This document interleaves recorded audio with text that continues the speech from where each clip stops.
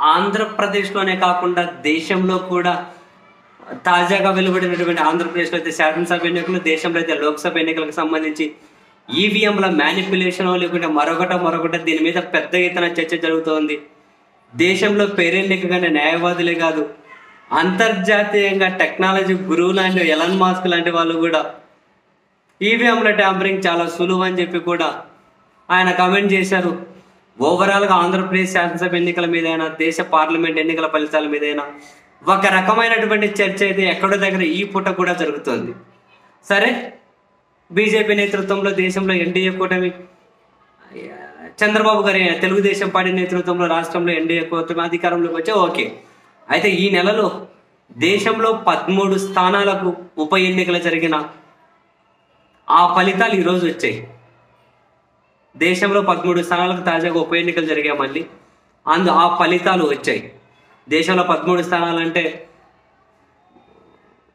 పశ్చిమ బెంగాల్, పంజాబ్, మధ్యప్రదేశ్, హిమాచల్ ప్రదేశ్, ఉత్తరాఖండ్, తమిళనాడులో 1, ఇలా 13 స్థానాలు ఈ రాష్ట్రాల్లో జరిగినటువంటి ఫలితాలు. ఒక రకంగా చెప్పాలి అంటే ఎన్డీఏ కూటమి ఓడ్చకపోయింది, గాలి కొట్టకపోయింది. 13 స్థానాల్లో 2 స్థానాలు వాళ్ళు గెలిస్తే 11 చోట్ల మొత్తం ఇండియా కూటమి వాళ్ళే భారీ మెజారిటీతో ఊపేశారు. దాదాపు ఇండియా కూటమిలో ఉన్న పార్టీలే అన్ని చోట్ల గెలిచాయి. ఎన్డీఏ కూటమి అనేది గాలికి వెళ్ళిపోయింది. ఇప్పటికే నరేంద్ర మోదీ గారి నాయకత్వంలోని బీజేపీ ఎన్డీఏ మీద అయితే అటు ఆర్ఎస్ఎస్ కూడా గుర్రుగానే ఉంది, వాళ్ళ పనితీరు బాగోలేదు అని చెప్పి నేషనల్ మీడియాలోని వార్తలు వస్తూ ఉన్నాయి. బీజేపీలో కూడా విభేదాల పుట్ట బ్లాస్ట్ అవ్వడానికి సిద్ధం ఉంది అని చెప్పి కూడా వార్తలు అయితే ఎప్పటి నుంచి సర్క్యులేట్ అవుతూ ఉన్నాయి. సరే, ఇప్పటికిప్పుడు వచ్చిన ప్రమాదం ఏమీ లేకపోయినా ఒకవైపు ఈవీఎం మ్యానిపులేషన్ చుట్టూ చర్చ జరుగుతూ ఉన్నప్పుడు ఉప ఎన్నికల్లో ఏకంగా కనుక 11 చోట్ల ఇండియా కూటమి పార్టీలు కలిసి 2 చోట్ల బీజేపీ గెలవడం అనేది మొన్ననే కదా ఫలితాలు వచ్చాయి. ఇప్పుడు ఏకంగా 11 చోట్ల అటువైపు వాళ్ళే గెలిచారు.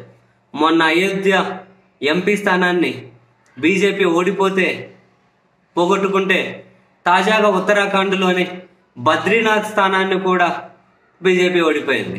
అంటే పవిత్రమైన పుణ్యక్షేత్రాల గురించి మాట్లాడుతున్నప్పుడు అటు అయోధ్య స్థానాన్ని బీజేపీ పోగొట్టుకుంది, ఇటు బద్రీనాథ్ స్థానాన్ని కూడా పోగొట్టుకున్నారు.